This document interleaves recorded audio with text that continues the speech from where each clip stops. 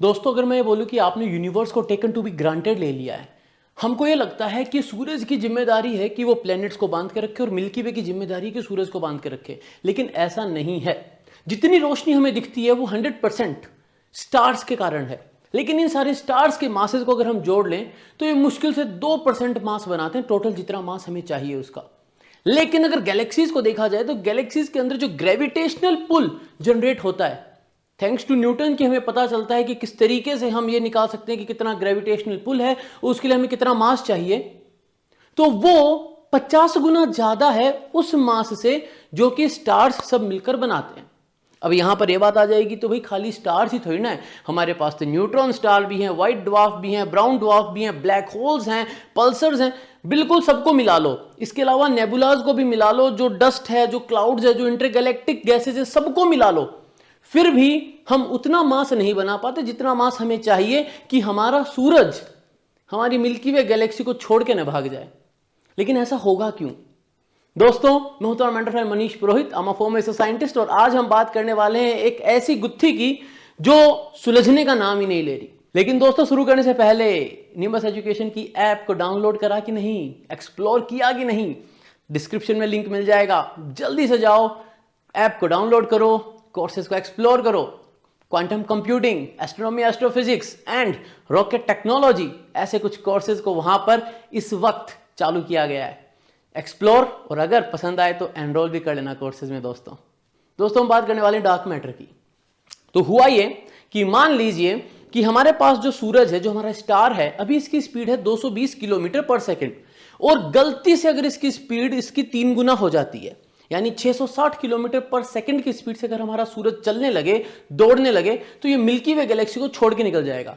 अब आप बोलेंगे तो इसमें बड़ी बात क्या है भाई, कोई ना कोई एस्केप वेलोसिटी तो हर चीज की होती है, धरती की है वैसे गैलेक्सी की भी होती है। बिल्कुल बात आपकी सही है दोस्तों, बट द प्रॉब्लम इज कि जब कोई सुपरनोवा एक्सप्लोजन होता है, मान लीजिए कैसियोपिया ए ही अपना, जिसको भी एक्सपोसेट ने ऑब्जर्व भी किया था, तो उसके जो रेमिनेंट्स हैं उनकी स्पीड जो थी जब वो बाहर भागे थे वो 5000 किलोमीटर पर सेकंड, और जो मैक्सिमम थी वो 14500 किलोमीटर पर सेकंड थी।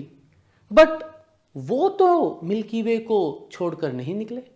इसका मतलब यह है कि कोई ना कोई चीज ऐसी है जो बांध कर रख रही है। तो हाइपोथेटिकल केस को हटा दो, सूरज की स्पीड तो 220 किलोमीटर पर सेकंड है। नाउ सवाल अभी आता है, तो जब ये सुपरनोवा एक्सप्लोजन हुआ और जब 5000 किलोमीटर पर सेकंड की स्पीड से कोई चीज भागी, तो वो मिल्की वे को छोड़कर क्यों नहीं गई? उसके सारे स्टार, सारी गैसेस, सबको मिला लें तो अब इतना ग्रेविटेशनल पुल तो जनरेट नहीं होता। अब इस गुत्थी को सुलझाने के लिए हमें एक अलग अप्रोच को लेना पड़ेगा।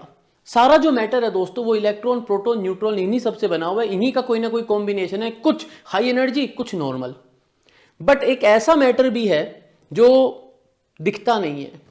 अगर उसको स्मॉल स्केल पे देखें, स्मॉल स्केल यानी अपने सोलर सिस्टम की स्केल पे देखें, तो वो शायद मैटर भी नहीं करता है।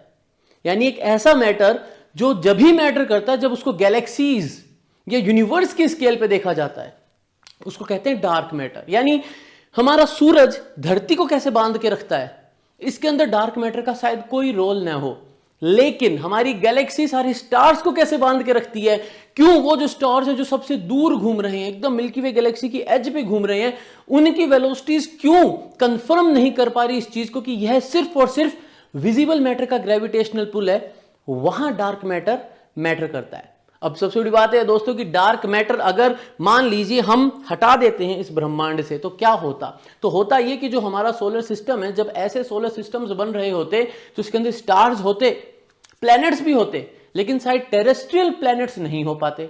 अब अगर टेरेस्ट्रियल प्लैनेट्स नहीं हो पाते तो जीवन नहीं हो पाता। तो क्या मैं यह कह सकता हूं कि जो डार्क मैटर है कहीं ना कहीं इसने डायरेक्टली तो नहीं लेकिन इनडायरेक्टली लाइफ को सपोर्ट किया है?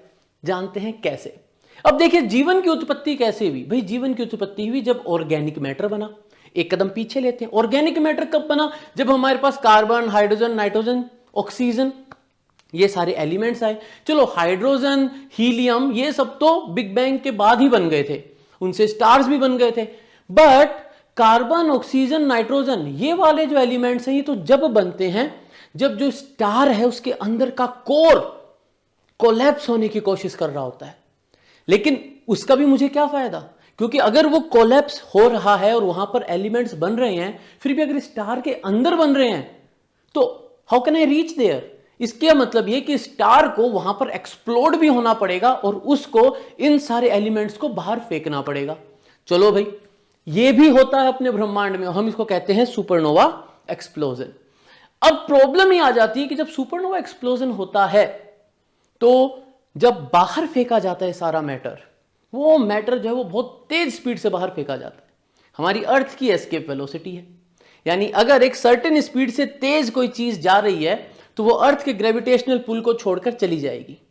उसी तरीके से सूरज के लिए भी एक एस्केप वेलोसिटी है और उसी तरीके से मिल्की वे गैलेक्सी के लिए भी एक एस्केप वेलोसिटी है। कैलकुलेट करा जाए, कैलकुलेट करने का सिंपल सा तरीका है, आप मास को लीजिए, जितना भी मास आपको दिख रहा है वो फिजिक्स के फॉर्मूले में डालिए, आपको एक वेलोसिटी की वैल्यू मिलेगी कि उस वेलोसिटी से अगर किसी चीज को आप फेंकेंगे तो इन्फिनिटी पे जाकर उस चीज की टोटल एनर्जी जीरो हो जाएगी, यानी वो वहां इन्फिनिटी पे जाके रुक भी जाएगी, ना उसके पास कोई पोटेंशियल एनर्जी ना उसके पास कोई काइनेटिक एनर्जी, और इससे एक वैल्यू निकलेगी। अब उस वैल्यू को जब हमारे सन पे लगाया गया मिल्की वे गैलेक्सी के लिए, तो पता चला कि अभी 220 किलोमीटर पर सेकंड की स्पीड से घूम रहा है। अगर इसकी स्पीड जो है वो 670 किलोमीटर पर सेकंड अगर होती है तो शायद ये मिल्की वे गैलेक्सी को छोड़ के चला जाए। अब इसी चीज को वापस उठा के जब हम सुपरनोवा एक्सप्लोजन पे लगाते हैं तो वहां हमने देखा कि भाई सुपरनोवा एक्सप्लोजन में तो जो स्पीड होती है उन मटेरियल्स की जिनको बाहर फेंका जाता है वो तो 5000 किलोमीटर पर सेकंड, 14500 किलोमीटर पर सेकंड। तो फिर वह एस्केप क्यों नहीं कर गए? यहां पर दोस्तों इस गुत्थी को जब सुलझाने की कोशिश की गई तो सबके हाथ बंधे हुए थे, क्योंकि विजिबल मैटर जो है, जो ऑब्जर्वेबल यूनिवर्स का जो मैटर है, वो इतनी ग्रेविटेशनल एनर्जी जनरेट कर ही नहीं सकता कि मिल्की वे गैलेक्सी इस सारे मास को बांध कर रख सके।